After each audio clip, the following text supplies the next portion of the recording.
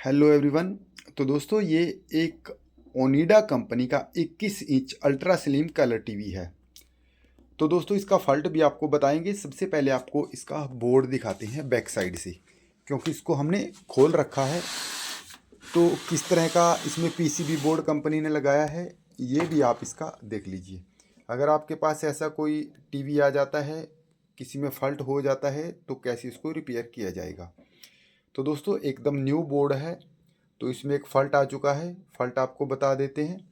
तो कई बार ये कलर टीवी ऑन हो जाता है, कई बार ऑफ हो जाता है, अपने आप ही ऑन ऑफ होता रहता है, लगातार तो नहीं होता। फिलहाल 1-2 मिनट चलता है, उसके बाद ऑफ हो जाता है, फिर चलता है, फिर ऑफ हो जाता है, इस तरह ये करता रहता है।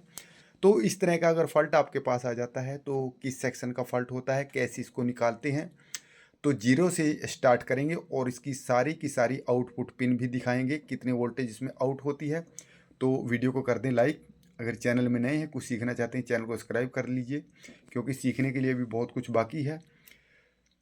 तो अब इसका फॉल्ट आपको दिखाते हैं। दोस्तों ये मल्टीमीटर है। सबसे पहले इसको एसी सप्लाई 600 वोल्ट पे सेट कर लेते हैं। अब एक बार मेन लीड को सप्लाई देते हैं और आपको दिखाते हैं इसकी इनपुट सप्लाई कितनी होती है, आउटपुट सप्लाई कितनी होती है। यहाँ पर सबसे पहले हमारी सप्लाई इन होती है, यानी कि मेन लीड की सप्लाई यहाँ पर आती है। तो ये सप्लाई देख लीजिए कितनी वोल्टेज है इसमें, 260 वोल्ट के करीब है। इस सेक्शन में ये सप्लाई घूमती है यहाँ से होती हुई, तो ये सप्लाई यहाँ पर आ जाती है। यहाँ पर भी वही 260 वोल्ट के करीब है। तो यहाँ पर हमारे 4 डायोड लगे हैं, इसके द्वारा इस सप्लाई को डीसी में बदल दिया जाता है। अब डीसी वोल्टेज कितने हैं ये भी आप देख लीजिए। जो डीसी के वोल्टेज हैं वो हैं 350 वोल्ट के करीब हो जाते हैं, क्योंकि एसी के बाद जो वोल्टेज होते हैं, अगर डीसी बन जाती है, कैपेसिटर लगा दिया जाता है, तो ये वोल्टेज बढ़ जाते हैं। यहाँ पर हमारा एक एसटीआर लगाया है इनपुट सेक्शन में। एसटीआर 8656 नंबर का इसमें यूज़ किया है। तो इसके बाद एसएमपीएस के बाद यहाँ से सप्लाई हमारी आउट हो जाती है। तो ये डीसी वोल्टेज कितने आउट होते हैं, सबसे पहले जो ईएचटी की पिन इनपुट पिन पे जाते हैं, ये वोल्टेज हैं 115। यहाँ पर हमारी ईएचटी है, इसके पास 115 वोल्ट जा रहे हैं। अब इसके बाद दूसरी सप्लाई कौन सी है, दूसरी सप्लाई जाती है यहाँ पर साउंड आईसी के पास। साउंड आईसी के पास कितनी सप्लाई जा रही है, ये देखिए। ये जो सप्लाई है साउंड आईसी के पास जा रही है, ये 15 वोल्ट के करीब है। तो ये 15, एक सप्लाई और है इसमें, ये कितनी है, ये भी 15 वोल्ट है। ये 15 वोल्ट हमारी इस सेक्शन में घूमती है। कहाँ पर जाती है 15 वोल्ट, यहाँ से आ जाती है यहाँ पर। ये 15 वोल्ट यहाँ पर आती है। यहाँ पर एक ट्रांजिस्टर लगा है A1273, यहाँ पर लगाया गया है ये ट्रांजिस्टर। इसकी 3 लेग हैं, एक leg first leg, second leg और थर्ड लेग। जो फर्स्ट लेग है इसकी वो एमीटर है, जो सेकंड है वो कलेक्टर है, जो थर्ड है वो बेस। जो हमारी 15 वोल्ट की सप्लाई है इसकी फर्स्ट लेग के पास जाती है। ये इनपुट पिन है सप्लाई की, यहाँ पर आप देख सकते हैं। जो दूसरी लेग है ये इसकी आउटपुट करती है सप्लाई 14-15 वोल्ट। और जो तीसरी लेग है इसकी, यानी कि तीसरी लेग इसकी बेस है। ये सिग्नल जो पल्स आती है इस ट्रांजिस्टर को ऑन करने के लिए इसी बेस पे आती है। अब इसका काम हमारा ख़त्म हो जाता है, क्योंकि इसने सप्लाई आउट कर दी 15 वोल्ट के करीब। अब यहाँ पर एक रेजिस्टेंस लगाई गई है, ये देखिए। ये रेजिस्टेंस इस सप्लाई को 11.5 वोल्ट के करीब कर देती है, यानी कि इसके वोल्टेज कुछ कम कर देती है।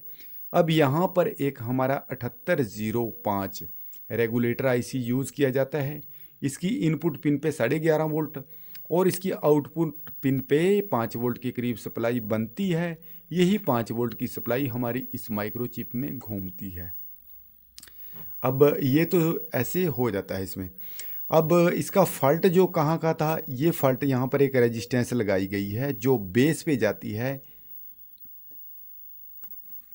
A1273 आईसी की बेस पे जाती है। यहाँ से जो सिग्नल जाता है इसके बीच में एक रेजिस्टेंस लगाई गई है 1.5 के की। ये रेजिस्टेंस हमारी कुछ लगभग कई बार काम कर देती थी, कई बार करती नहीं थी। इसलिए इस रेजिस्टेंस को हमने चेंज कर दिया है। अब ये टीवी जो है एकदम से ओके हो चुका है, अब ये ऑन है। अब इसके बाद आ जाते हैं EHT के पास। EHT के पास हमारी जो वोल्टेज कितनी आ रही है, प्लस B की पिन पे 115 वोल्ट। अब इसके आउटपुट वोल्टेज जो बेस पे जाते हैं वो कितने हैं, ये देखिए, ये 172 वोल्ट के करीब है। अब इसका भी काम ख़त्म हो जाता है। अब EHT वर्टिकल के लिए कितनी सप्लाई आउट करती है, ये देख लीजिए। ये तो है हमारे प्लस के 17 वोल्ट, और ये वर्टिकल के माइनस के 17 वोल्ट हैं, ये भी वर्टिकल के पास जाते हैं। दो सप्लाई इसमें से क्लियर हो जाती है। तीसरी हमारी 180 वोल्ट के करीब की सप्लाई है। अब इसके बाद H के वोल्टेज कितने हैं, H के वोल्टेज भी आप देख लीजिए, ये हैं 3.5 वोल्ट के करीब हैं। इसके बाद आ जाते हैं ABL के वोल्टेज, देख लीजिए आप कितने के हैं, ये भी 4 वोल्ट के करीब हैं ABL के। इसके बाद और सप्लाई इसमें कोई आउट नहीं हो रही है। तो अब ये हमारी है हॉरिजॉन्टल आउटपुट ट्रांजिस्टर है। इसकी देखिए, ये देखिए यहाँ पर ये थोड़ा बंद सा हो जाता है क्योंकि यहाँ पर फ्रेक्वेंसी है इसमें। तो अब दोस्तों इस कलर टीवी को हमने पूरी तरह से ओके कर दिया है।